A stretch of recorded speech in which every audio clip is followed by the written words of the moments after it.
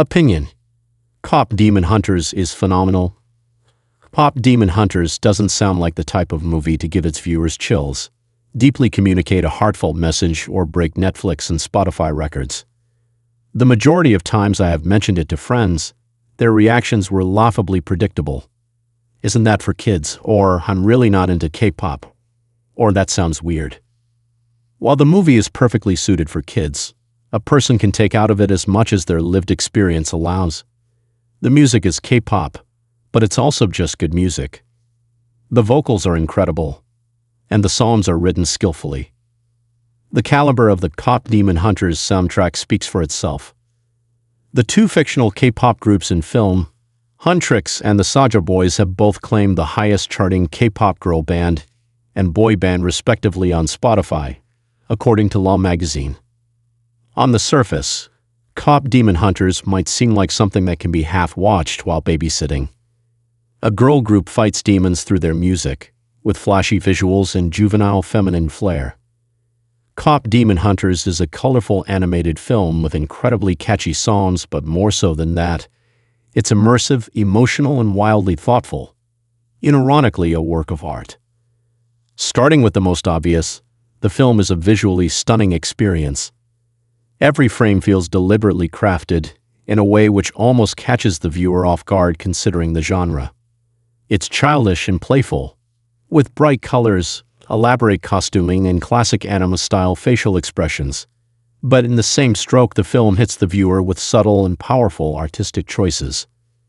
For example, human characters are animated in 2s, or 24 frames per second, giving a choppier and more anime feel.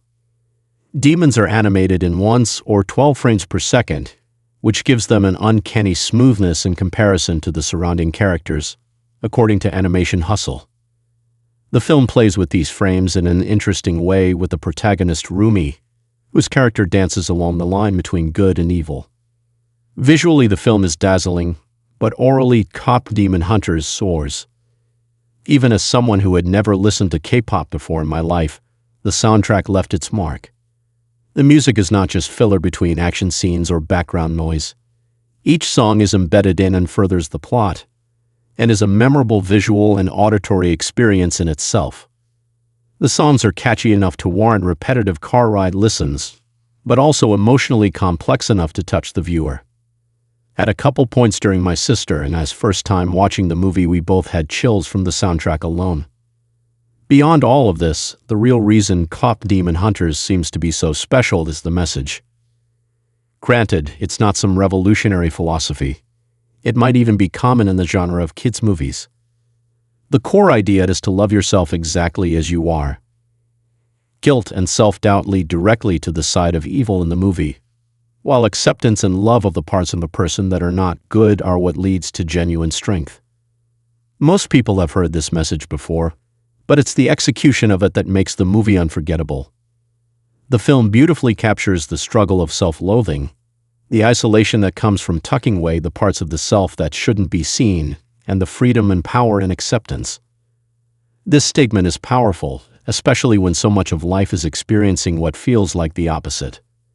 It's easy for one to be convinced that rest and acceptance will be possible when they have conquered their anger, become less emotional, more productive, more inclined towards kindness, more thoughtful, more disciplined. KPop Demon Hunters says, no. A person is worthy of love as they are.